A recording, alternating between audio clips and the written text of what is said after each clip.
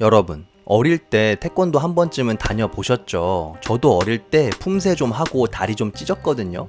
한국에서야 매일 보는 게 노란색 태권도 차량이니까 그러려니 하고 무심코 지나치는데 전 세계 수많은 무술 가운데 세계화가 가장 잘 된 게 태권도입니다. 세계 태권도 연맹 가입국이 무려 211개국인데요.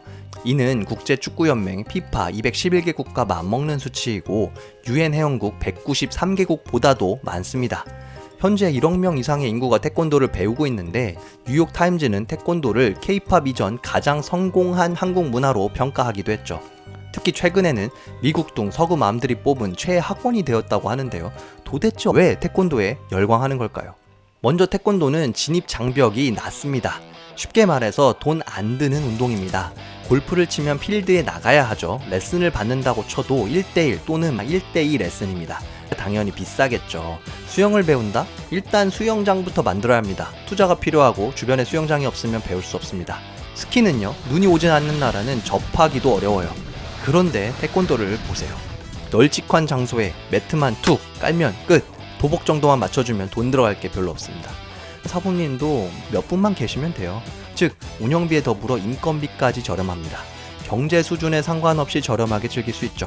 또 배우는 아이들이 주로 또래 애들이다 보니 겨루기 등 대련을 하면서 서로 배우고 서로 놉니다.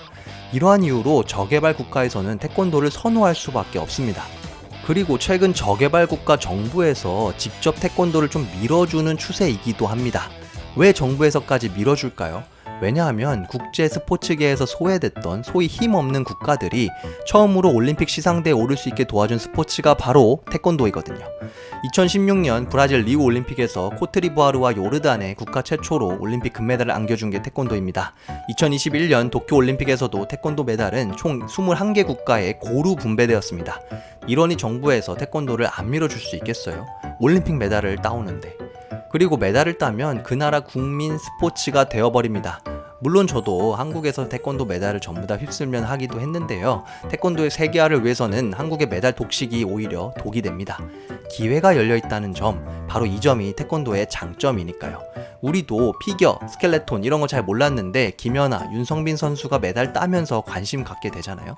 그런데 세계 태권도 연맹이 발표한 주요국 태권도 인구 현황을 보면 미국이 1위, 중국이 2위인데 이렇게 미국 본토에서조차 태권도가 유행하게 된 이유는 따로 있습니다.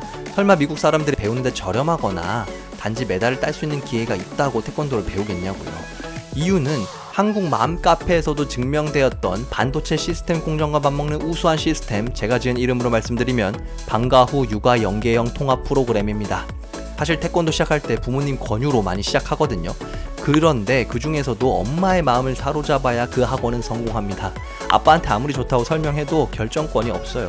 태권도가 딱 그 점을 똑똑하게 파고들었죠. 아이들의 체력은 엄청나잖아요. 아이들과 놀아주다 보면 부모들이 먼저 지쳐 쓰러지는 게 다반사죠. 이런 아이들의 기운을 쏙 빼놓는 곳이 태권도장입니다.